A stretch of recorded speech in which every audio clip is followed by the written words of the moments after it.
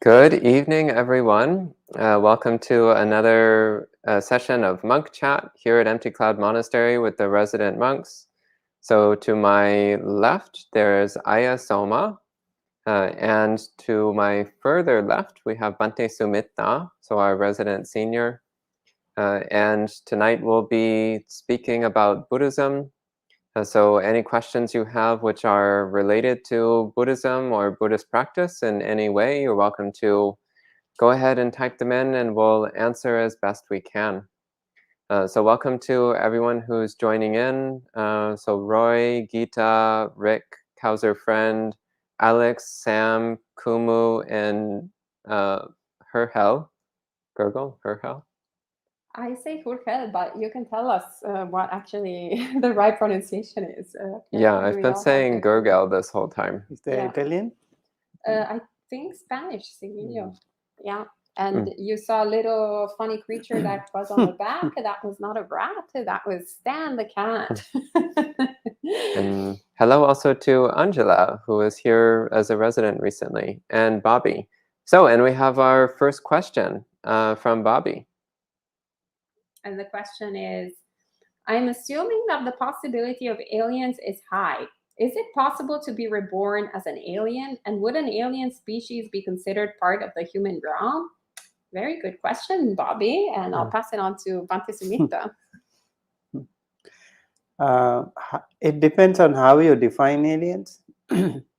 Like people today, they also define like immigrants as aliens, right? The same fellow human beings you can call, if they are from a different country or different continent, you might call them aliens. Or even the same people like in your country, you might call them aliens too, right? So actually it is true, like it depends on how you define. Like maybe the animals can be alien to us, and people who are not familiar to us can be alien to us. So we definitely can be born as aliens in that sense too. So according to Buddhist cosmology, anyone can be born as anyone in any of these realms. Maybe in the Brahma realm, maybe in the celestial realm, maybe in the human realm, or maybe even in the hell realm, depending on our own karma. So we can be born as any of the alien or whatever you call it. Mm-hmm. Yeah, and similarly, if somebody is born on another planet, then if they're born with a body and mind that resembles an animal, then we would say that they're part of the animal realm. If they have a body and mind that resembles a human, then we would say they're part of the human realm. Yeah. Yeah, and I'm a legal alien in this country, so actually both of us are legal aliens here. So we're still part of the human realm. Legal Also, aliens, illegal aliens. And from the perspective of beings on other planets, we're the aliens. Oh. Yeah, that's true. Great. And Patricia, we discovered, is Brazilian in Ireland. Okay, great.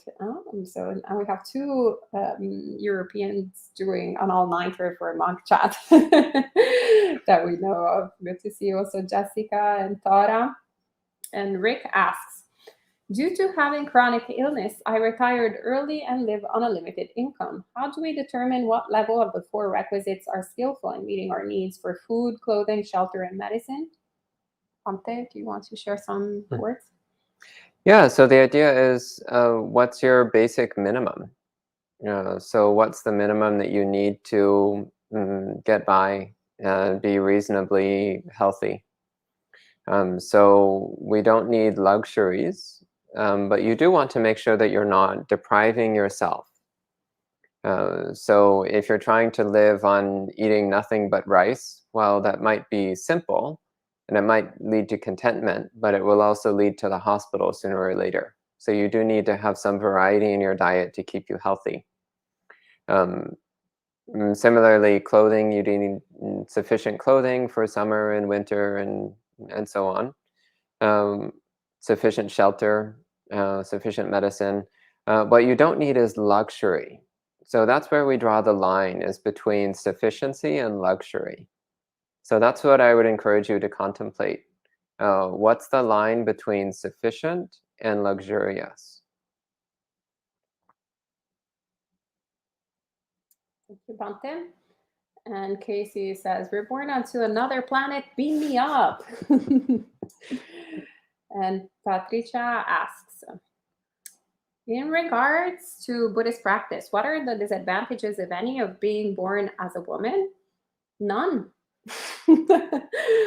Yeah, what are the disadvantages? Absolutely none. I mean, actually, the disadvantages are no different than being a man, in the way that, like, these days we don't have a Buddha that is alive and well, that we can ask questions directly to. So there's also some Dhamma present besides the Dhamma, as opposed to when a Buddha is there, he's only preaching the Dhamma, the true, the handful of leaves that we need in order to go to reach full awakening. But these days there is a bunch of Dhamma present that also has a bunch of ideas on shares some wrong views on having a female body, but a body is just a body. So, as to quote the Bhikkhuni Soma, not this Bhikkhuni Soma, but the one from whom I get my name, who was an arhat at the time of the Buddha, in the Bhikkhuni Samyutta, and when Mara fundamentally tells her that there are disadvantages in practicing as a female monastic or as a female practitioner, she just turns around and she's like, what is that nonsense? One who thinks I'm a woman or I'm a man or I'm anything at all, then creates the conditions to be addressed by Mara. So creates an impediment towards awakening. So yeah, I think we're a little bit too fixated with bodies in general, with a lot of things, but bodies is one of them. So in regards to Buddhist practice, absolutely not.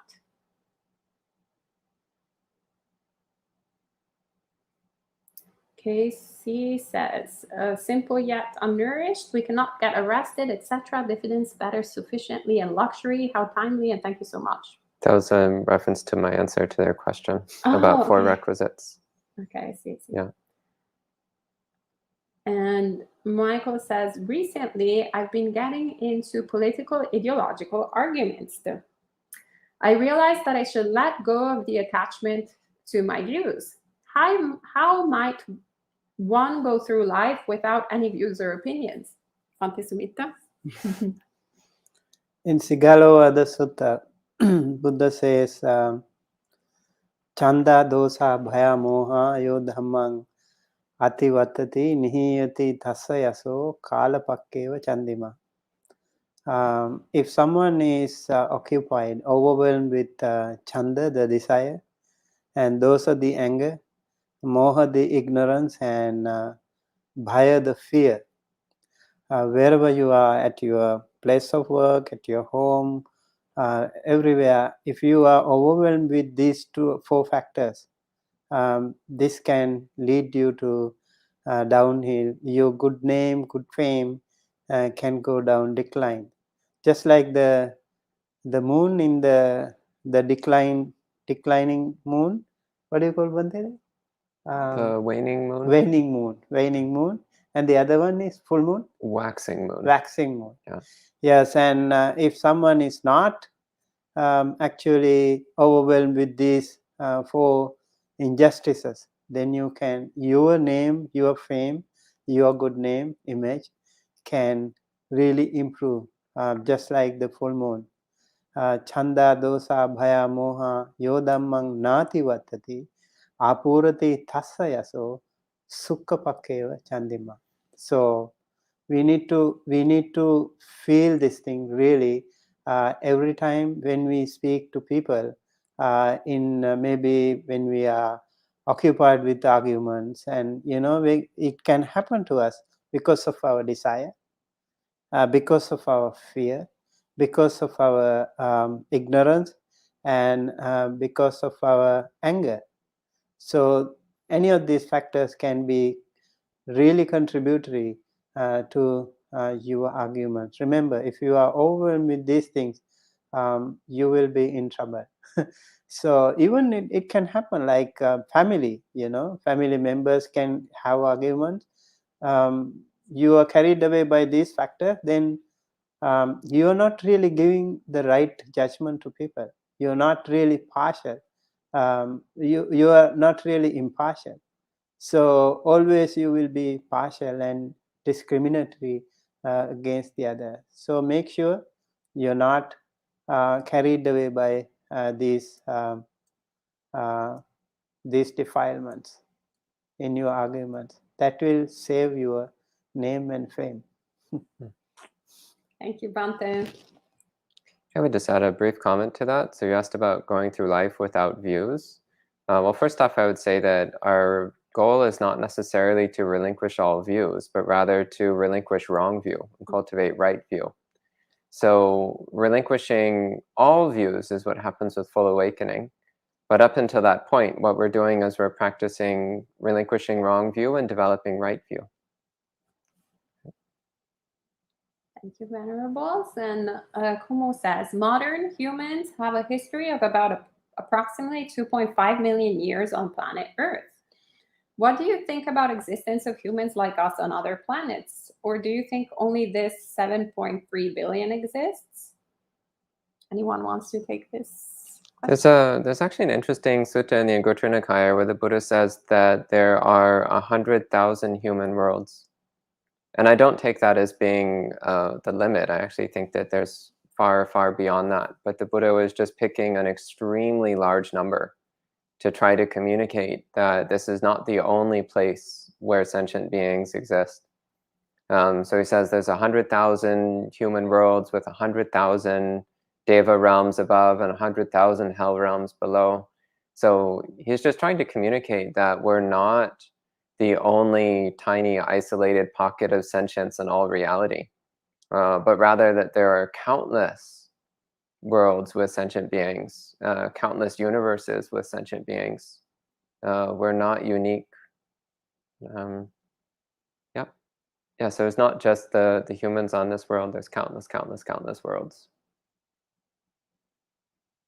Thank you, Venerable. And Jessica asks, in regards to politics, human rights, and protecting our environment, how can we care and help humanity, planet, but not get sucked into too far? What does Buddha say to these issues and being an empath? Well, first of all, I would say that a lot of times this is connected with wrong views. So we think that in order to be of benefit to humanity, we need to we have this kind of martyr syndrome that the only thing that we have to do is take care of different other people or other causes outside of ourselves, and then we get very much burnt out. So it's not that taking care of others is a bad thing in and of itself. It's actually very wholesome and compassionate. But if we haven't cultivated the strength of mind, the strength of heart to be able to, endure the suffering, we will just be very burnt out. We will drown into the suffering. So it's important actually to do a spiritual practice. It's not selfish, actually. It's quite the opposite. A lot of people sometimes, it's not true that a lot, but a few people that we've practiced with in the past had shared how they felt so selfish, for example, to come on retreat, or how they felt so selfish to do any type of Buddhist practice that wasn't going to actively do something such as feeding the homeless, or going and working for a social activist sort of manner. But it was very interesting to see how their partners actually were feeling that the same way. So we have a friend who comes on retreat on a regular, or used to come on retreat on a regular basis prior to COVID. And her husband is not interested in Buddhist practice at all. But then as she was practicing, he was like, oh, please go.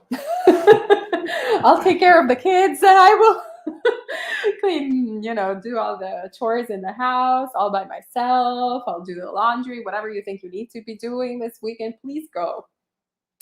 And then he saw us and he was like, yeah, thank you so much for helping my wife. And, this was an example, but we have multiple examples of that, of that being the case. And it's actually emblematic. It gives you a sense of how powerful this practice is, because actually you become a better person.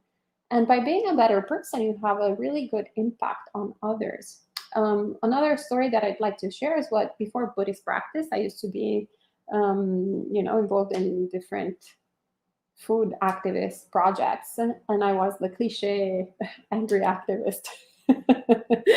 Ranting all the time, definitely on Facebook. I was ranting a lot and doing a lot of actually good work also in real life. But I was depressed. I was upset by the state of the world and all the natural sort of disasters and how people were eating meat multiple times a day from factory farms and whatnot, and not knowing really where they were sourcing their food, all of those things. Very, very upsetting to me. And, in all those years that I was involved in all of that, I think I probably alienated maybe people from actually pursuing more sustainable choices rather than getting people involved in the cause. So the people that I was serving or helping were fundamentally people who were already on board, on the same page.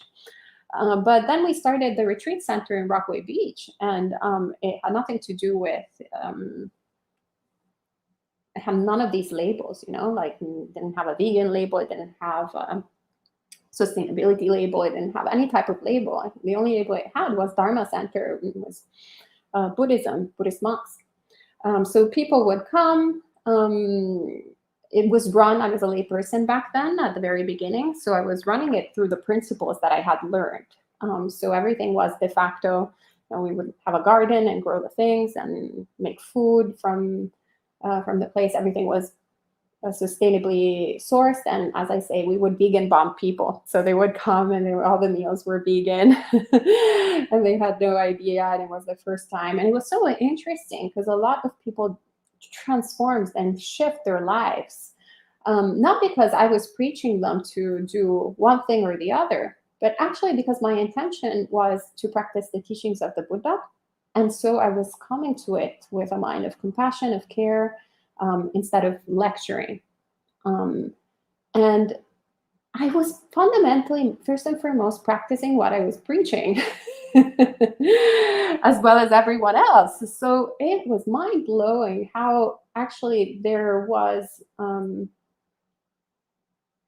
a lot of this that was kind of like a side effect of the Dharma, of the Dharma Center. And it taught me how, we should really focus on what we are doing. What are we doing with our lives? Nobody got inspired even to practice Buddhism by having people telling you, oh, you're all terrible. Like your samadhi is awful. Your compassion is awful. That's not, that wasn't my welcome when I went to a temple. I was welcomed by people who were actually practicing what they were preaching. And I was inspired. And I was like, oh, I want to be like Bhante Ji. I want to be like Bhante Ajahn Chandapalu. Like I want to be like Ashinottama, like all these monks that I was meeting in these temples. I want to be like Bhante Sudatsa actually when I met him. Very inspiring in the way of how they were going about their lives. And it's still up to this day. I was like, I want to be like Bhante Sumita. So, that's why I'm very happy being in robes. But that's because they're all practicing the teachings of the Buddha, and they are then therefore inspiring to me. But they're not lecturing me in how I am supposed to behave. So these are, very long story short, not long story long. My answer to this question. And Alexis says, I'm returning to university and I'm worried about maintaining a practice. Any tips to resist the peer pressure of participating in things contrary to the Dhamma? Antisemita? Mindfulness. Yeah, make sure you are mindful with whatever you do. You can't always meditate in the forest, in the solitude. You have to somehow, somewhere, go to the real life, real society, and there you have to apply your theory, right? If not, what is the point in practicing? You can, of course, consolidate your practice, definitely by practicing in solitude, and then you should know how to apply that theory when you go to the mainstream society. University is a wonderful place for you to see many different people, different cultures, different communities, how wonderful they are. That unity in diversity in the university, I really enjoy a lot too. So go there and meet those people, but all the time keep your practice and keep your mindfulness. I think it will always be helpful to you. Meditation is not only practicing silently. When you speak, when you walk, when you talk, when you work, everything, whatever you do, it should be a part of it. So the Buddha said in Satipatthana Sutta, Gate tite nisinne sutte jagarite sampajanakari hoti. When you walk, when you stand, when you sit, when you lie down, you have to be mindful. And also, asite pite kaite saite sampajanakari hoti. When you eat, when you drink, when you taste, you have to be mindful. Even uchara pasava kamme sampajanakari hoti. Even when you defecate or urinate, you also have to be careful. You have to be mindful. And these are really, really wonderful things. So don't worry, being able to go to the university, that's a great opportunity, and go ahead and practice with mindfulness. Good luck. Wonderful. Thank you, Bhante. And Sam asks, what's Satcha? How Satcha Parami be practiced? Bhante Sudasa? So Satcha means truth or truthfulness. So Satcha Parami, the perfection of truthfulness, it means first off not to tell lies, and also to avoid deceiving or tricking other people. And on a deeper level, it also means a commitment to learning the truth. So not just going on our pre-existing assumptions and opinions and ideas about reality, but actually trying to really learn what's true. So always questioning our assumptions and opinions and trying to figure out what the truth of the matter is. And as far as speaking truthfully to others, though, it's important to remember that the Buddha gave 5 factors of right speech, and truthfulness is only one of the 5. So make sure that you're also following the other 4. So the Buddha said to speak what is true, to speak at the right time, to speak what is beneficial, to speak gently, and to speak with a mind of loving kindness. So you can say something that's true, but it's at the wrong time, or it's not helpful, or you're saying it in a really harsh and unkind way, or you're saying it just to hurt the other person, and that's not wholesome. It might be true, but it's not wholesome. So the commitment to truthfulness must always be taken within the broader context of wisdom and compassion. Okay. Wonderful. Thank you, Bhante. And Patricia asks, as a householder, would being aware of the news be a part of the responsibility towards the dependents under our care? Well, I would say that the important thing is the intention. What is your intention in reading the news? Is it to waste some time to procrastinate, or is it to being compassionate, caring? Of course, if there's an incoming hurricane, it would be quite helpful to know especially if you have children, people who depend on you, so that then you can put the right precautions in place, so that they're not harmed, that you're not, driving in the middle of a place that is subject to flooding that could possibly endanger them. So that is something wholesome. But if you want to, if you're in a situation of distress and just want to space out and then read, about all the different types of weather and climate situations happening in every single place of the world, then that gets into, not something that is particularly useful or beneficial. Also focusing on how Bhante Sumita calls them heartbreaking news. If we get into finding, usually if we consume a lot of news, the news that are shared are mostly like not particularly happy events that are happening all over the world. And it can give us a very narrow perspective of what is happening in the world. It just seems like this huge, massive disaster, when in reality, there is both massive disasters happening and also massive goodness. So actually being a monastic, for example, is an experiential practice of really seeing so much goodness in this world. Like, we don't have to open the news, read the news constantly. Like, we go on alms round. It is incredible to be showered by this generosity of strangers, or friends, people we know, people we don't know, people who are just inspired to give by seeing the sign of a contemplative. And you're like, wow, there's miracles of generosity, of beauty, of kindness, of like everywhere, even outside quote unquote Buddhist circles, even outside, the safe space of the monastery. There's incredible beauty out there, but it's not really reported, not really read about as much as, all the, perhaps if you search in latest news of even monastics, like you'll probably read the news of the ones that, weren't particularly conducting themselves that well, but the majority actually are conducting themselves so well, but they're not newsworthy. So see what is your, kind of intention, how it affects your mind, and if you're having a better understanding of reality or actually a more narrow-minded reality. I'm thinking of a news report on the good monks. It's like, newsflash, monk was really nice person for 60 years. Yes. It's like, well, okay. Like Bhante Sumita.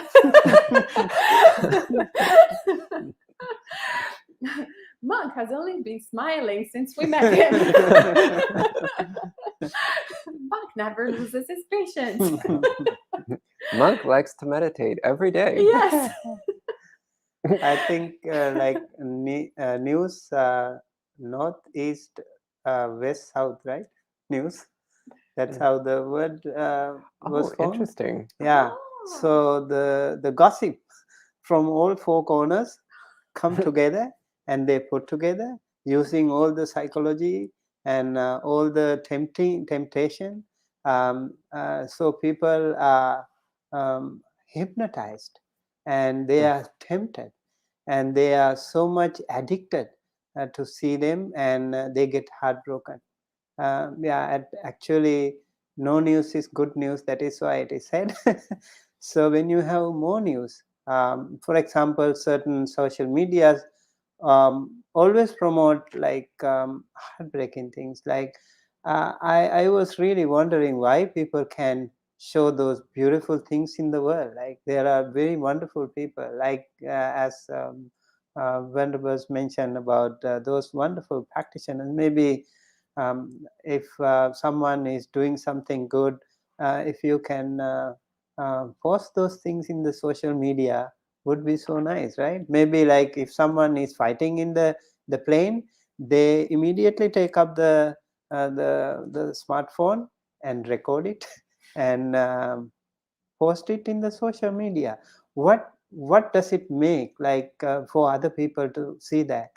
And after all the hard work of the pilot and the cabin crew and all the nice people, everything will be put into trash, and only one person shouting or yelling will be so much highlighted, and then people will have phobia to go by the flights. Imagine. So all the accidents, all the murders, all the nasty things, they are really rare things actually. But when we see the news, it looks like the whole world is in fire. It's not like that. Why don't we change our attitude? Why don't we show the more positive attitudes in the news media, and then maybe people will have more positive attitudes towards their own life. They will have happiness. They will have joy. They will have smile. Oh, so wonderful, so happy. Why do we always try to? I don't understand. Why do they have this tendency to promote and propagate those heartbreaking news? Thank you so much, Bante. And Ben asks, some translate Vedana as sensation, feeling, or experience, etc. Could you share your understanding of Vedana within the context of Vipassana meditation? What are we observing during jhana? Bante Sudasa? Yeah, so with Vedana, one of the practices that you can do is to recognize that the sensation itself is just information. So normally we react to sensations with desire, aversion, or ignorance, but that's extra. The sensation itself is just information. So when you touch something, you're receiving tactile information about its texture, its temperature, and so on. But that's not telling you, please hate me or please love me. It's just telling you how smooth it is, or how rough it is, or how hot it is, or how cold it is. And then you decide that you like it and you want more of it, or you dislike it and you want to stop touching it. That's something that you're adding to the information that's coming in. So through examining Vedana in this sense, you're trying to piece apart the raw sensory information from your reaction to that information. So this is one way of contemplating Vedana that can lead to wisdom. Recognizing that we don't need to react to sensory information, and that our automatic reactions are causing us a tremendous amount of dukkha. And that if we can stop doing those reactions, then we'll have a lot less dukkha. That's one way. As for observing Vedana during jhana, the main practice that we see recommended in the suttas is to observe impermanence. So in terms of vipassana practice you can do while in jhana, the suttas that talk about that mostly talk about perceiving impermanence. So perceiving the constantly shifting nature, the temporary and insubstantial nature of all the phenomena in each moment, which would include Vedana. But the kind of contemplation I was just talking about, separating the sensation from the reaction, that's not really relevant in jhana, because in jhana the mind is not reacting. The mind has to have strong equanimity in order to be in jhana. So the reactive tendencies are already temporarily suspended, but they're suspended through concentration rather than through wisdom. So the contemplation of Vedana is an example of an insight practice that would be difficult to do in jhana, because it requires a certain movement of mind. So those are my thoughts on your question. Bante. And Anita asks, can you speak a little to the practice of mudita? Bante Sumita? Mudita, if we take it alone, it's a different thing, but I think it should all put together as Brahma Vihara, along with the other factors. Metta is the infinite, immeasurable loving kindness towards all sentient beings, unconditional love towards all sentient beings without any barrier, without any discrimination to every sentient being. And when it comes to the karuna, that is paradukhe sati hadayang kampeti iti karuna. When somebody else is suffering, your heart should feel it. You should feel sorry for that person. That empathy, that compassion. It's really important that we need to have that when somebody suffers.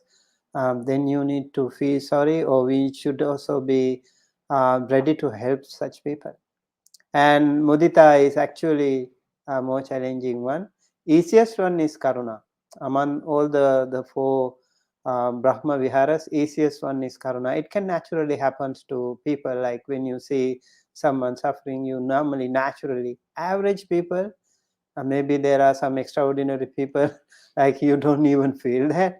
But mostly, by far the large number of people, vast majority of people would feel sorry for that.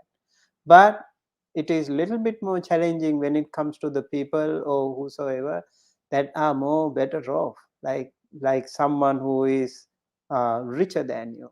If you can be happy to see that person, oh, how wonderful, that person has done so much hard work, and that person has done also some good karma in the past, maybe practiced a lot of generosity, and that's why he is doing well today. I should also do something good, and so that I can also be rich. Why don't we take that example and be happy? That is called actually bliss of happiness. Seeing the other people's happiness, you should be able to be happy yourself, which is more difficult because as humans we also have a very strong emotion called jealousy.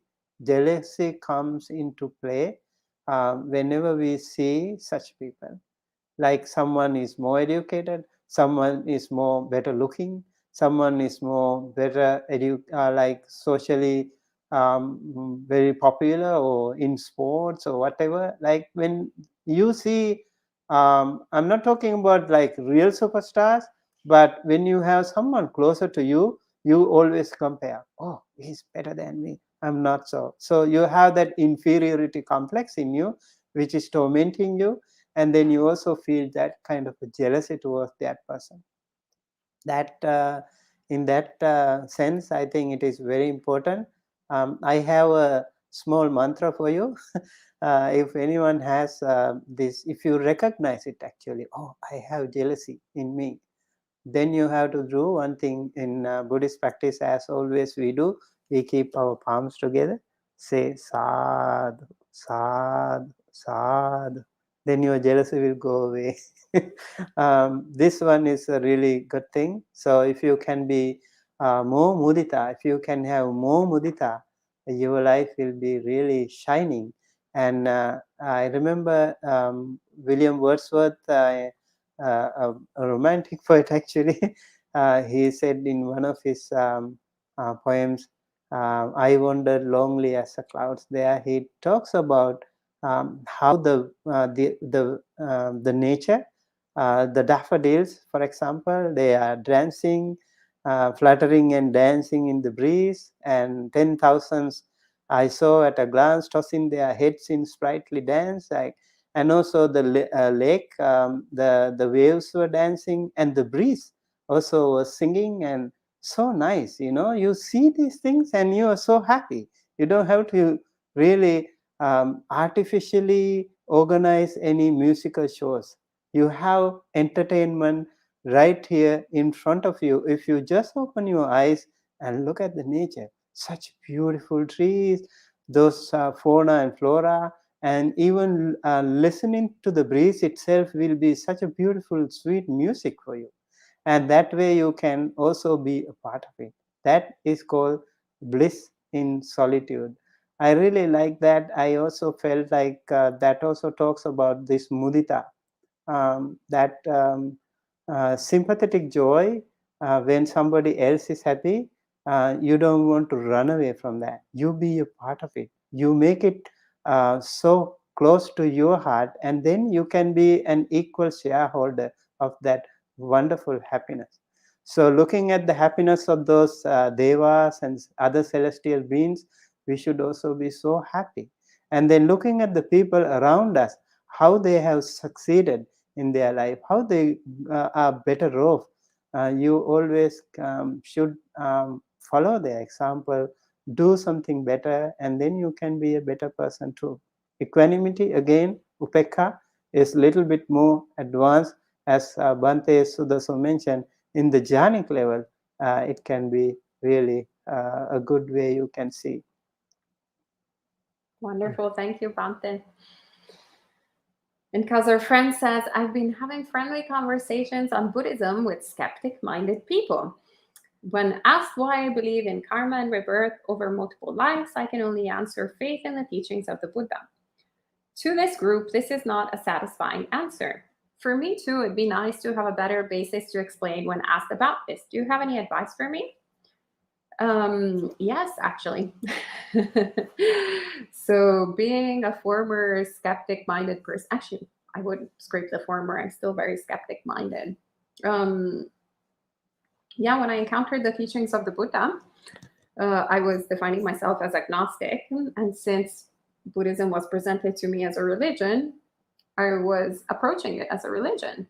And by religion, normally we assume actually that every religion is kind of Judeo-Christian religion, so that there are certain dogmas being raised in Italy, at least Catholicism, that's how it's presented. So dogmas, truths that are unquestionable, and if you ask the questions, they will be answered. So it's kind of a bit of a waste of time to enter that kind of inquiry process. So either you have faith or you don't have faith. So since I didn't have faith in those dogmas, I couldn't prove them or disprove them. Hence, I became agnostic in Christianity.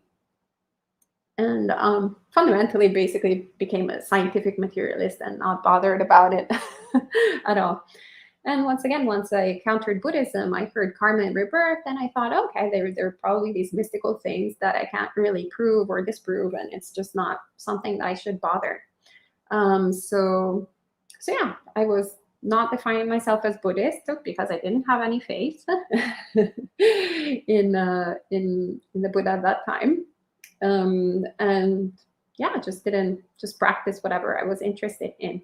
At a certain point, I went to this retreat, actually from Venerable Bhikkhu Bodhi. That happened to be, a certain point, Venerable Bhikkhu Bodhi gave an overview of the Buddhist path. And at that point, actually, I had studied a little bit of, this part of Buddhism, this other part, this other side, this other part. But I had never had really an overview of the path until that time, or at least like my mind hadn't been ready until that time to actually receive the full sort of path. And I saw how everything actually in Buddhism is, first and foremost, makes sense. It's logical. And the whole path didn't make any sense at all without karma and rebirth. Because if, the end of suffering, because if you only live once, well, then the end of suffering is death. What's the point? So I remember I had this moment of realization of how everything up until then, as I was practicing, made sense and was experienceable. But then it kind of there was these parts where I was, just deciding not to investigate, but that they were the base through which all of the system kind of was founded. So that led me also to investigate what it is that we actually have faith in. Where are our beliefs based upon? So we tend to think, for example, of secular things like YOLO, you only live once, in our culture, we think of it as a secular kind of neutral term, but it's actually a very religious term. It's actually based on Judeo-Christian religion. It's fundamentally anything, Judaism, Christianity, Islam, you only live once and then you go either to heaven and to hell. And in Catholicism, we also added purgatory just to spice things up. But essentially, that's where we get the you only live once. In other traditions, then instead, you live multiple lives.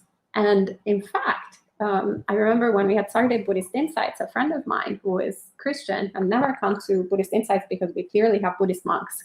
And it's clearly, Buddhist, like B word is there everywhere. But he was interested in meditation, so he went to a Goenka retreat. And a Goenka retreat is presented as a secular retreat, non-religious environment, which in fact it is. And he came out of that retreat, and I was talking to him, and he was horrified. He's like, "Oh, it was a horrible experience. I felt like I was brainwashed." And I was like, "Oh, why is that the case?" And it was like, "Oh yeah, the person kept on talking about karma and rebirth." And it occurred to me there, it was no different than YOLO. Because for Goenka being born in India, it was like, of course there is karma and rebirth. So first of all, let's question, where do we get our assumptions of where are we getting these things that we think are secular or neutral or scientific? Are they actually what they are, or are they assumptions? Are they things that we believe in because we've been presented with them in our sort of cultural upbringing? And then from there, also inquire, ask questions. So luckily, I was in a very, very auspicious situation where I was running an organization, I still am, where we invite senior monastics of different traditions. So I just kept on asking questions on karma and rebirth. But first and foremost, actually, from that retreat, I started defining myself as a Buddhist, because also, I have faith in that Russia exists. I've never been to Russia. I have faith that Pennsylvania exists. I've never been to Pennsylvania. I have faith, actually, that New Jersey existed. Before I came to New Jersey, I spent many years in New York City without ever crossing the bridge. And where did I get this confidence from, this faith from?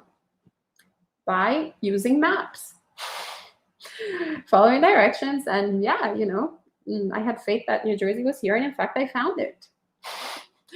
I had faith that America was actually across the ocean, that if I took this plane from Europe, I would land in New York City, that I had only seen in some movies. And it happened. So by using certain things, by having, meeting certain results, we see that it actually is something reliable. So it's the same with the Buddhist teachings. The more we practice them, we more see that it's impossible to prove the Buddha wrong. And that this is not a kind of like, sort of dogmatic thing that we decide to believe in or not believe in, but we actually see, if we put these conditions in place, well, there is a cessation of suffering. So my mind just switched. Like, then we see cause and consequence with everything, but then we think that birth has no cause and death has no consequence. Like, there's like just an arbitrary beginning and an end, where everything, when we start analyzing our experience, is a constant rebirth. We also have faith, by the way, that we have been born. I don't remember that I was born. Does anyone here remember when they were born this lifetime? I don't think so. We don't even remember what we had for breakfast. So it's all these kind of assumptions. It's the process of delusion, of ignorance, that we keep on fueling, and just believing in what we want to believe rather than actually investigating the nature of reality. So yeah, it's a very coherent system. First and foremost, it's logical. Logical inference is the first thing. I think the first. For someone who's skeptical, like that, you're like, okay, this is worth investigating, and then you can start proving it for yourself as you go. I might also recommend ask your skeptic friends what they believe. And as you dig a little bit, you'll probably find out that they're not actually skeptics. It's just that they have a belief system that they're clinging very tightly to. So that they might wind up saying something like, oh, they believe in YOLO, as I hear someone was saying. Well, where does that belief come from? What do they believe the mind is? What do they believe consciousness is? Do they believe that there's anything other than physical reality? Or do they think that only physical things are real? That's a very common belief among scientific materialists. They actually have this deep belief that there's only physical reality, and that mind is an illusion derived from physical objects. But that's just a belief. Nobody's ever been able to prove that. And you start running into these issues. It's like, well, what is mind? And physical science runs up against a really difficult problem here, because you simply cannot physically measure a non-physical thing. So your average physical scientist likes to just pretend that the problem isn't there. They just ignore the existence of the mind because it's terribly inconvenient. So that's actually a great question to ask. What do they think the mind is? And where are they getting that belief from? Yeah, anyway, that's why it's very good come out to be born Buddhist, so you don't have to go through all these trials and tribulations. Siddhanta Sutta is like, poor Westerners. It's so very simple. You have the teachings, you practice them, and that's it. Yeah, even being born Hindu is a step up, because then at least you already have the concepts of karma and rebirth. A bit different from how it is in Buddhism, but close enough that it's not too big of a jump. Anyway, Will Val asks, good evening. Where does Pure Land fit in the 31 planes of existence in Buddhist cosmology? Sundasa, would you like to answer that question? Well, there's a very short and simple answer to this. There's also a much longer and more complicated one, but I'll give the short and simple answer. So the Pure Lands are described, first off, as other worlds. Second, they're defined as worlds where once you are reborn there, you will never fall from that realm until you attain awakening. So in the Theravada Buddhist canon, this is very clearly how the pure abodes are defined, the Suddhavasa. The Suddhavasa are realms where once you're born there, you will never fall from those realms until you attain awakening. So the easiest way to map the Mahayana concept of Pure Land into the Theravada system is to say that they are particular realms within the Suddhavasa, particular pure abode realms. In fact, that's probably why the names are similar. Pure Land, Pure Abode, probably not a coincidence. And I could talk about Pure Land for a long time, but for now I'll just leave it at that. Thank you. And Rick says, I have become aware that I create additional suffering from the very things I feel I need to keep emotionally and physically healthy. For example, my 3 great Pyrenees, it's a kind of dog, I think. Dogs, okay. Yeah. Are vitally important to me, but caring for them can take a toll on me and my finances. Can you share some reflections on how to find balance? Sumita? Do you like to talk about Maybe you take this one. the stand? Oh, Stan. Yeah. But I don't think I understand the question. Can you rephrase it, Bhakti? So this person is saying that so their attachment to their 3 pet dogs helps them to feel emotionally healthy, but at the same time they recognize that their attachment to those dogs also creates suffering for them. So they're deriving both joy and suffering from their pets. Yeah, so in short, it's that's the process of ignorance. So before the Buddhist teachings, we've cultivated so many unwholesome habits and without knowledge. So fundamentally, it's very similar to the analogy, actually, I would say, of gardening. So we have both weeds and plants that we like, right? Perhaps we like roses. So we're trying to cultivate rose bushes, and then there's a bunch of weeds. And at the very beginning, the plants kind of all look the same. So we just water everything. And we're like, oh yeah, this is great. Let's grow everything. Then there are certain times that we actually pluck out the roses and we just water the weeds. Sometimes we get it right. So we actually do water the roses and pluck the weeds, but then we get back to watering everything. We get very confused. So it's always a hit or miss. So we have both wholesome things, like Stan, actually the cat. I've known Stan before my Buddhist practice, so I've been actually doing exactly that, watering things both ways. But with the teachings of the Buddha, then we start understanding what is wholesome and what is unwholesome. And attachment is unwholesome. Compassion, caring, loving, metta, that is all wholesome. But yeah, attachment, anxiety, all the different other types of defilements that can come in whenever we care about beings, wanting them to be always the same, is unwholesome. So first and foremost, we identify that, we see. No different than, if we want to start gardening, we need some kind of manual that explains to us, oh, these are maybe an app, there's these like lovely apps now that you take pictures of plants and it tells you whether what type identifies the plant. It's the same with the canon, the Pali canon. We read the Pali canon, you're like, oh, that's a defilement. I thought actually righteous indignation was correct, and instead it's not. Oh, I learned something. Oh, there's the righteous indignation. Oh, I see it. Okay, now I uproot it, or I practice with it in a way that it's not there.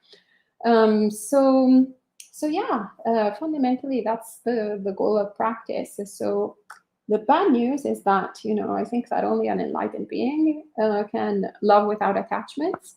It will love without attachments. But there is a process, there's stages of awakening. So we can start by uprooting all the kilesas that we see, and also recollecting the death, actually, of say, for example, pets is very good. I've been recollecting Stan's death now for quite some time, since it's actually probably imminent because his health is dwindling. And yeah, it's very interesting. Before, back in the day, if I was contemplating his death, I would start crying. Now I don't anymore. So there seems to be some more understanding of how things are in the mind. So yeah, practicing. Fundamentally, the answer is how to find balance. Just practice. No excellence can be acquired without constant practice. I remember when I was in India, when I was in Sri Lanka, in our temple, there were, in the Buddhist temples, we also get lot of refugees, cats and dogs. Mm. The stray dogs and cats, they stay in the temple, so we take care of them. There was one dog I was taking care of, and I was, he was very friendly with us, and he would go to the temple when we go for chanting. He would stay there with us all the time. He would be with us, and then suddenly I had to go to India for my studies. And then after 1.5 years, something, I came back to Sri Lanka. I saw the dog dancing with the other dogs in the stupa area, Chaitya, what we call pagoda area. And I suddenly called him, and he came running and jumping and joyfully dancing and barking, running around. I felt, wow, he's so happy now. And I could not even text him, no telephone call, no letter, no email, nothing. But how painful it is, like when you are attached to something or someone, and the more you suffer, right? So the more you are detached, the less you suffer. So I felt after that I should not, take care of the pets unless we can take them with us also whenever we go, wherever we go. Otherwise, it would be difficult. Like you have the suffering thing. That I learned a lesson from that. The more you are attached, the more you suffer. It happens to your children, it happens to your loved one, it happens to your country, it happens to the pets. It can happen even to the plants. You like so much, and suddenly something happened, and then you are heartbroken and you feel sad. So the attachment is important to the point that you don't cry, to the point that you're not broken. Buddha also had attachment. in that case. Like he was always taking care of his parents, he was taking care of his former wives, children, everyone. He was also taking care of rescuing all the family members, all Shakya clan. But that was not, I would call email without attachment. Something you have the attachment, but you're not really attached to the point that you feel sad. So positive attachment, I think, also is important, that we can completely segregate from all the bonds we have. Like as Buddhist monks, we also have, we think of our parents. Buddha said we have to take care of our parents too. So we do that. We think of our family members, we think of our community, we think of our country. But it should not really bother us to the point that when something bad happens to them, we are so sad and so panic. Then there is something negative in that attachment. Thank you, Bante. And Gregory says, I am not very at peace with myself. I want to get better and be more in control of my thoughts. How do I make this journey towards transcendence? Bante Sumita, would you like to address that? Could you repeat that? I'm not very at peace with myself. I want to get better and be more in control of my thoughts. How do I make this journey towards transcendence? Yes, I think maybe you need to have that that internal dialogue with you. You need to talk to yourself. Sometimes we are so engaged in things outside. We open our eyes, we see a lot of things outside, we forget ourselves. We don't have time to look into ourselves. And then we open our mouth, we talk, and we don't talk to ourselves. Right? We talk with other people, we talk all the gossip or whatever with the other people, but we don't have self-care. We don't have that space, personal space for us. I certainly believe this is a good blessing in disguise for you. Time for you to do a retreat, or time for you to talk to yourself and analyze what's going on, and categorize your emotions, feelings, and wisely, intellectually think of all those things. And then you are the best person to know everything. Maybe certain things you don't even want to share with others, but you definitely can dig into that and see what went wrong. You definitely have the wisdom, and also the confidence. You need to get that confidence in you. If you go to that inward journey, I'm sure you will get that inward that wisdom back, that confidence back, and then you can do something about this. Just to recognize your problem is will be like 50% of your problem solved. So recognize your problem. What is the issue? What is the pain? What is that restlessness or pain or whatever that is disturbing you? And then you can work accordingly. I think that way it will be very helpful. And then if you need some help, talk to some people who are qualified to help you. And all our blessings to you. Thank you, Bante. And Gregory also asked, as a monk, would you use and promote social media? Do you think being constantly bombarded by information can get in the way of inner peace? Well, actually, we're using social media right now. So this is being live streamed on Facebook. So yeah, as usual, the question is always, what is the intention behind the actions that we do, and how are we using the things that we use?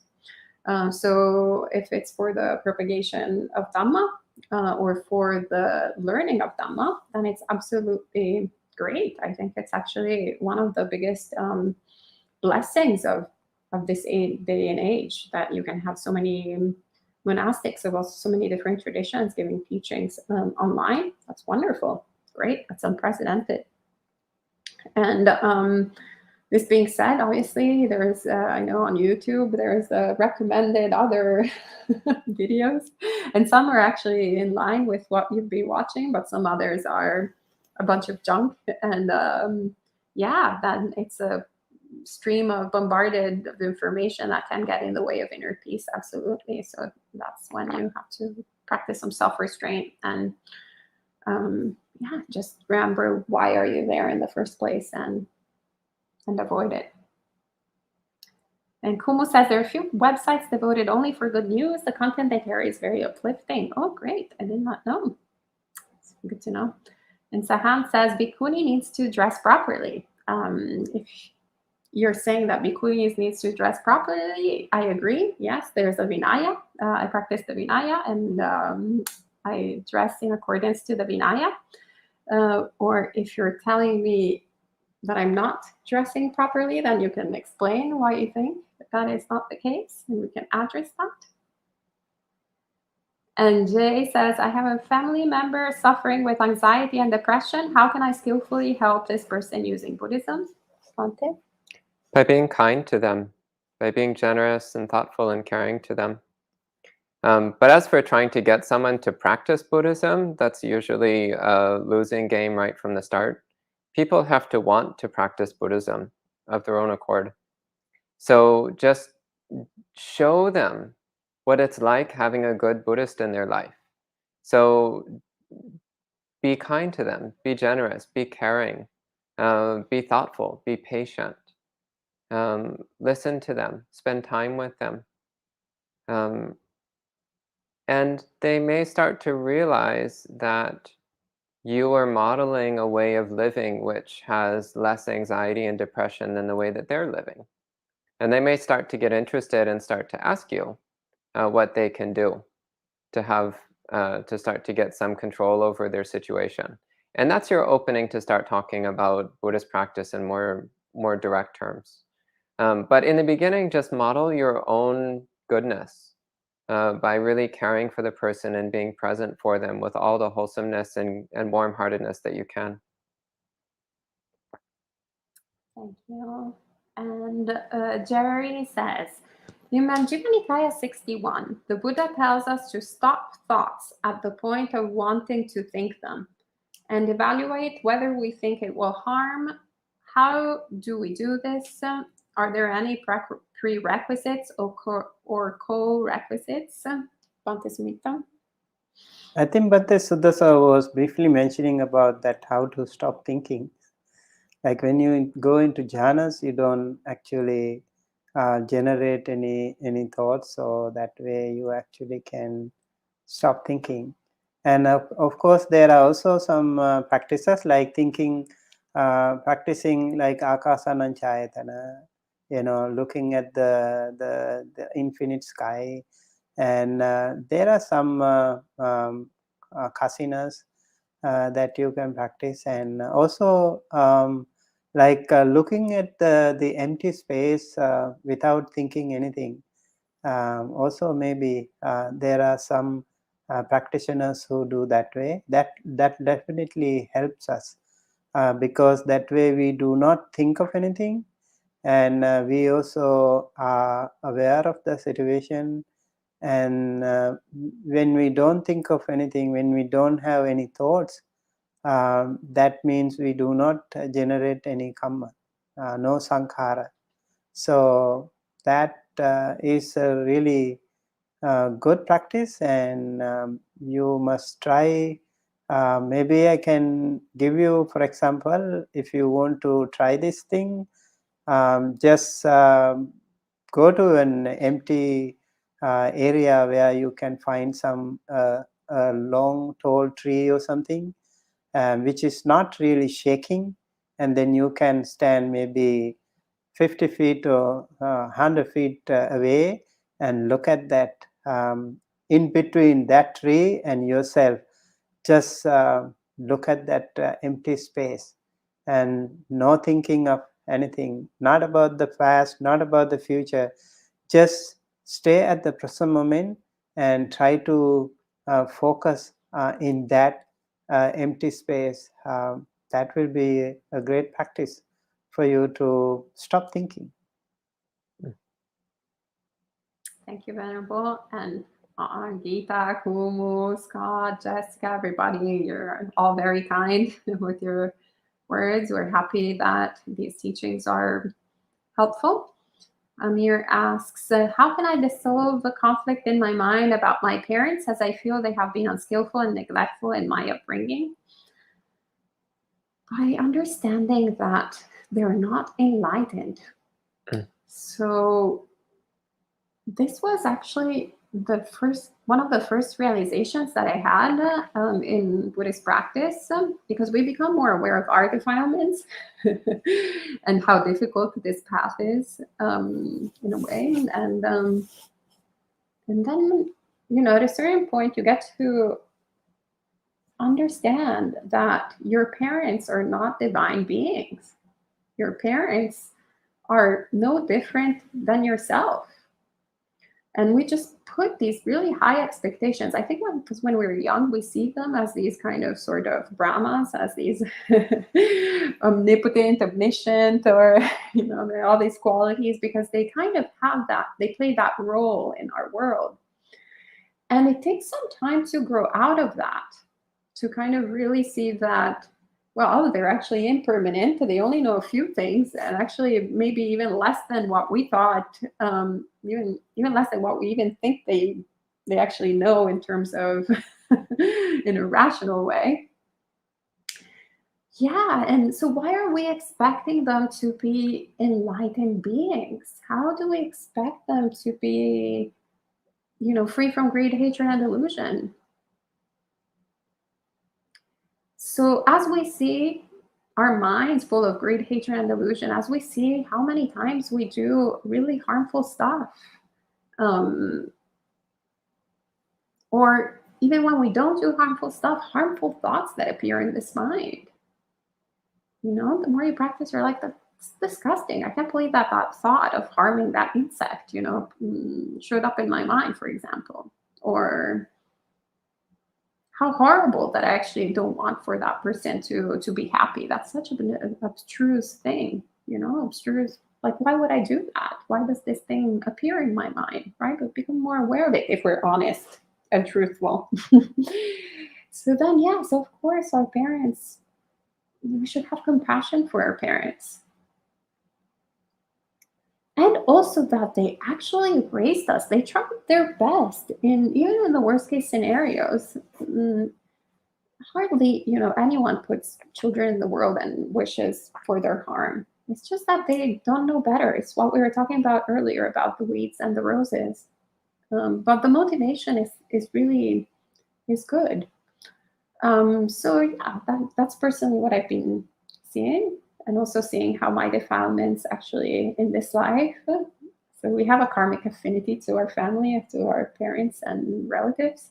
So once you start seeing how triggering all their defilements are, if you're a hate type, then you're like, let me see if I actually have these defilements in myself. And the answer that I saw was like, yes. So actually, they're a mirror. So you can also have gratitude because you can see them more clearly in people outside. We're always very sure about how horrible everything else is, how unskillful others are with speech, or how unskillful they are, with words. But sometimes we're a little unaware of how we do the same exact things. So yeah, I think then it's good to get to a stage of forgiveness and of caring and of loving, and yeah. And then working on yourself so that you don't repeat the same patterns. I remember Venerable Sariputta's story. I highly recommend you read the story of Venerable Sariputta. He was the foremost disciple, foremost among the wise monks, and also the Agga Savaka, the first disciple of the Buddha. And he was so amazing among a liberated, enlightened being. And then it is said, like all his family members, 7 of them, all of them, brothers and sisters, they all became arahants. Venerable Sariputta's siblings, except his mother. His mother still did not follow the path. And it is at the time of his, during the close to his death time, Venerable Sariputta visited his mother. He stayed there. He lived his final days in his mother's home. And the mother saw so many devas coming and going. She actually saw bright lights coming up and down all the time. And one time she saw a very, very, very bright light came. And she asked, "Who's that?" And then Venerable Sariputta mentioned that was the Brahma. Really? Mahabrahma? Did he come to pay respect to you? Yes, that was the Mahabrahma who came to pay respect to me. How wonderful. My son is being respected by even the Mahabrahma. How wonderful. She was so happy, and she started thinking of following the path of the Buddha that time. And also there is a story like one of the former mothers of Venerable Sariputta. She was a hungry ghost, and she wanted to see Venerable Sariputta. And because he was in, I think, Jetavana monastery or something, and somehow because there were so many other powerful devas, she could not enter. And then when she was allowed to come, she said, "I am a former mother of Venerable Sariputta." So Venerable Sariputta helped arrange a charity, a dana, in such a way that she could be rescued from that miserable state. There are beautiful stories like that. It's not only we. There can be so many other people around the world too, and I don't think we have to worry too much about that. First, think of yourself, and maybe you try to impress them. Maybe you try to send them a message that you are doing right, you are doing great, this life is so peaceful and happy, and maybe they will be somehow impressed. Maybe there are some situations where they can really follow the same path as you. So just be um, kind to them, compassionate to them, and just be happy yourself, and be a model, be a role model, be an example, so that they can follow your path somehow, somewhere. It can happen if they are lucky enough. Thank you, Bhante. We also have another question specifically for you. Bhante Sumita, do you have any tips to white coat hypertension? The blood pressure goes a little higher in doctor's office, but not at home. But can you explain the question? So like when you go to the doctor's office, then your blood pressure is higher? Like maybe because of nervousness or tension or unease? Mm-hmm. I remember personally, when I go to the doctor, I feel better. Because maybe at home or at the temple, when we have some physical ailment or something, so you really feel suffering, and when you go to the doctor, you feel okay. That actually psychological mostly, because when you go to the doctor, it's how you also feel, like how you have those mental pictures, right? Like when you maybe in your childhood days you had heard these stories, so many experiences. Okay, if you go to the doctor, he will give you injections, and he will do some surgery, and you will have to stay in the hospital for days, and then there will be the medicine and that difficult medical things, and so you have those things haunting in the back of your mind. That is why it can happen to you.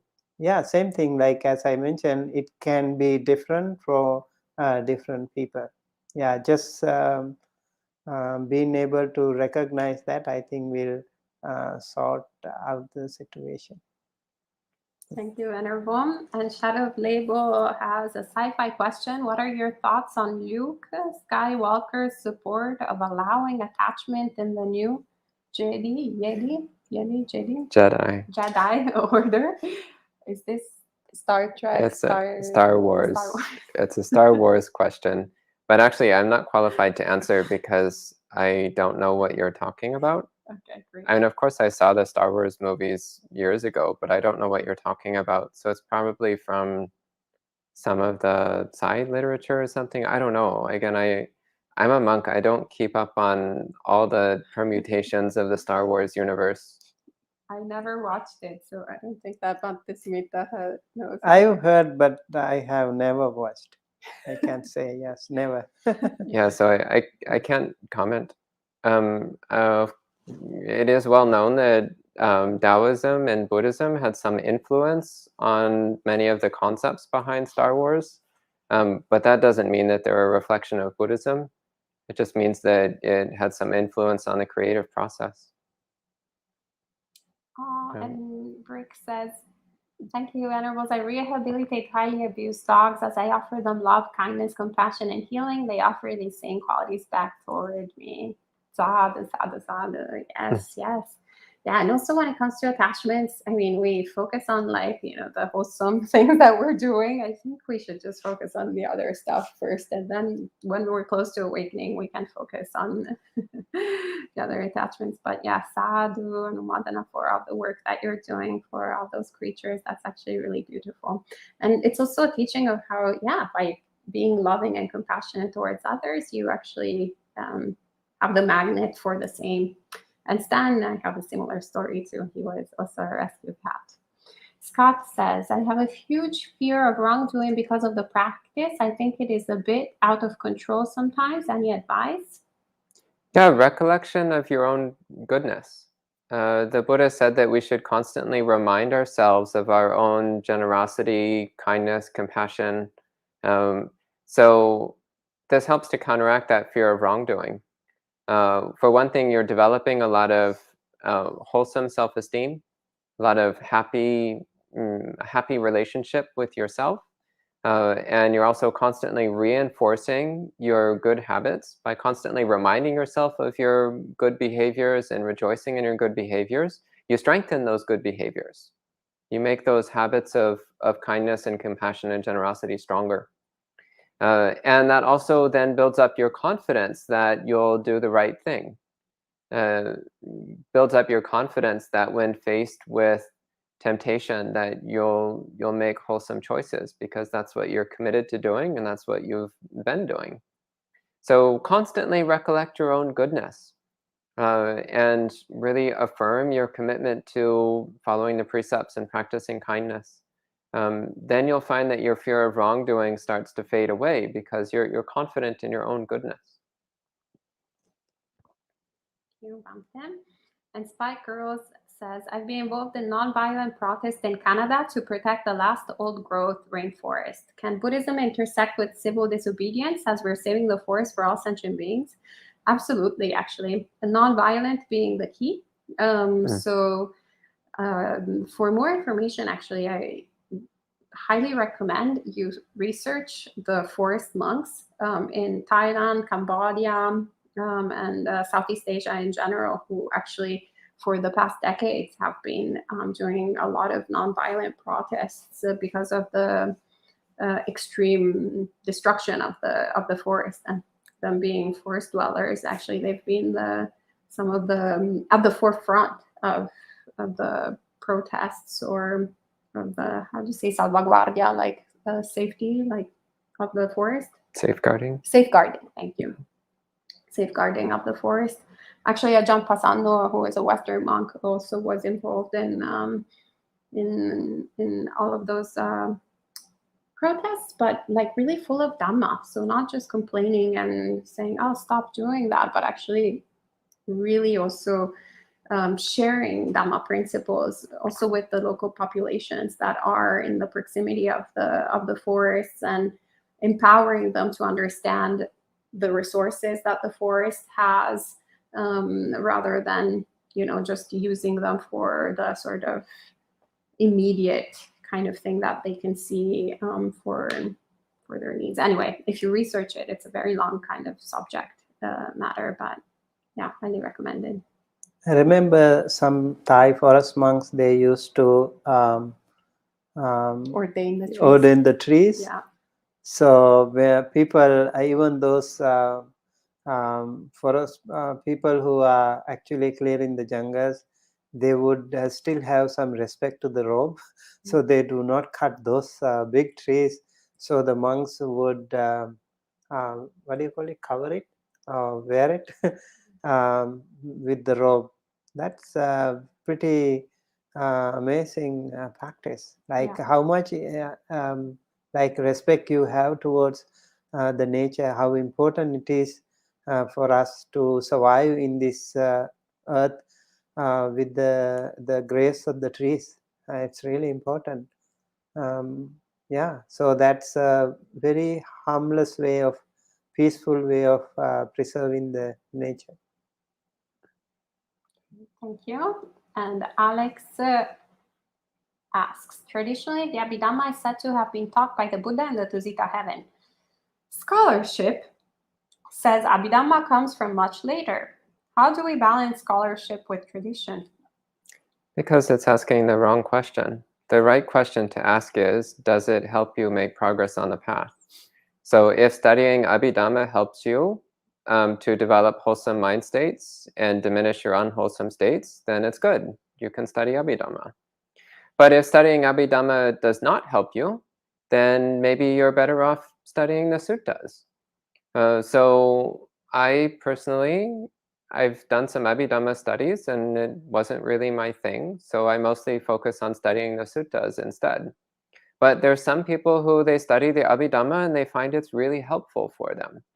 So it doesn't really matter so much whether the Abhidhamma was something the Buddha taught to devas in the Tusita heaven or whether it was a composition by later scholar monks. It doesn't really matter. What matters is it helpful to you?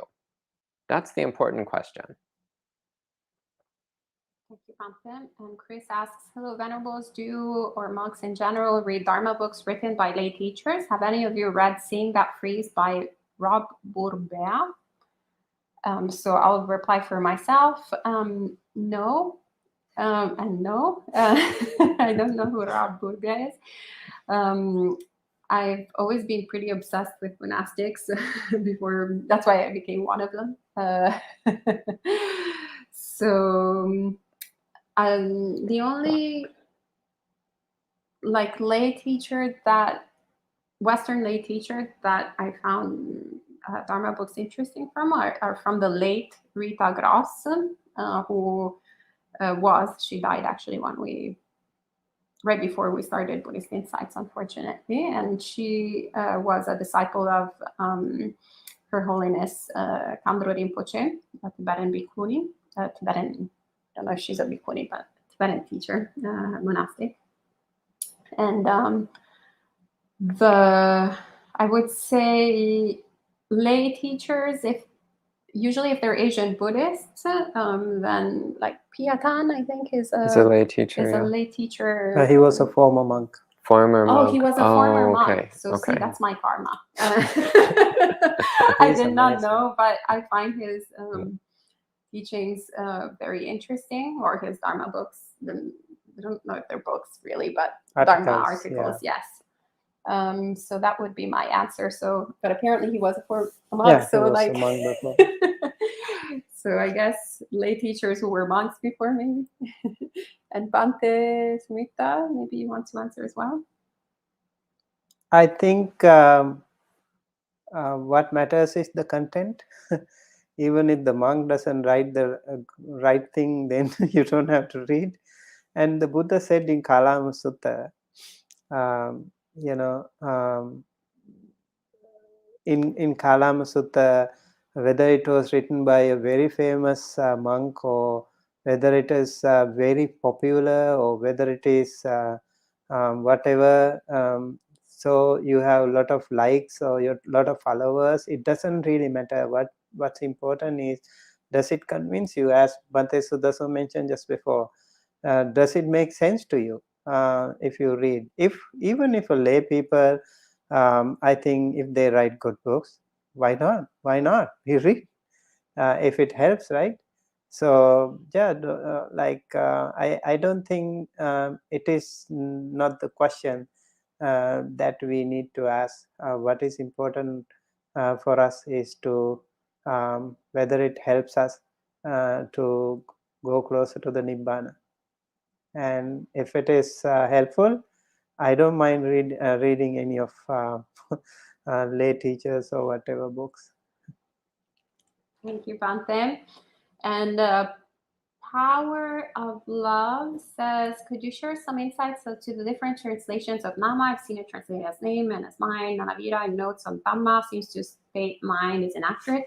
I would recommend actually asking this question to Ajahn Punadhammo, who will be going through all the steps of dependent origination, which is kind of the subject of the month. So we'll be talking a lot about all of that. So Ajahn Punadhammo will be starting on Wednesday, and actually Bhante Sumita, the week after that, will also be giving 3 talks, one after the other, on the subject matter. So very good opportunities. And Pial, you're very, very kind with your message. Pial also has a question that I'll pass to Bhante Sudaso. In the Dhamma Chakra Sutta, Buddha only gives examples of suffering. Only in the last sentence he says, in summary, cling to 5 aggregates is suffering. However, no mechanism of clinging are explicitly discussed. My question is in reference to dependent origination. Can you say it is an expansion of the First Noble Truth in detail? Is it regarded as generation of entire mass of suffering? I mean, more precisely, dependent origination is an explanation of the second noble truth, which is how suffering arises, how it comes into being. But yeah, I mean, dependent origination, it's an expansion on the Four Noble Truths. But then technically every single thing the Buddha ever taught was an expansion on the Four Noble Truths. So it's not really saying too much. But yeah, properly speaking, dependent origination is an explanation, an expansion of the second and third noble truths. Yeah. And Roland asks, how do we know if our suffering is due to past karma? What do we do when the bad seeds of past karma begin to ripen? How do we live in samsara? Well, as the Buddha recommends to do, is not dwelling too much in the past into speculation of who I was in the past, or who am I now, where will I be in the future, blah, blah, blah, but rather always going back to, this is suffering. So you're experiencing suffering. What is the cause of suffering? The cause of suffering is desire. There is a way out of suffering, and there's also how to get out of suffering, which is the Noble Eightfold Path. So just practice the Noble Eightfold Path and you'll be all right. And the last question, maybe that was, oh, here it is. Are you monks vaccinated, and would the Buddha have agreed? Yes and yes. Okay, maybe last question actually from Pia. This is another follow-up question from last night. It was mentioned yesterday that there are some suttas on dependent origination, starting point other than ignorance. In my search, I could not find any so for other than Sammaditthi suttas, which I mentioned yesterday. Can you recall some of these factors, or if not, can you kindly share the references of the sutta when you have time? I definitely don't have time right now. So I think that we'll need to wait for one of the other talks on the subject. Yes, actually, we can do one of the subjects on that in particular of all the different suttas. So I'm currently curating that, so it will be on the list. All right, great. So that was all for this evening. Thank you all for joining us. Next week, we will have a special monk chat with Ajahn Prasanna, who will be answering questions from other monastics. So if you are a monastic and you want to join the live, send us an email. And also, if there's time, we will also be answering questions from lay people. So you'll be coming here and seeing a few different monastics asking questions to Ajahn Prasanna, who's a very senior monk. And we're very grateful for that. And next week, as usual, there will be the live streams at 8 a.m. and 7:30 p.m. New York City time, Wednesday, Thursday, and Friday. And Bhakti Sumita will be, it's not actually next week. Next week is off. Next week it will be Ayya Vimalanyani, who will be sharing 3 teachings, I believe, on Sumedha, the Bhikkhuni Sumedha. And then there will be on Wednesday morning Shifu Simplicity's last session on the Mahayana teachings, and in the evening Ajahn Punadamo giving his first Are we not having the retreat? We will be on retreat, but they won't. Okay. Okay. All right. So may you all be well and happy. And end with 3 sadhus. Sadhu, sadhu, sadhu.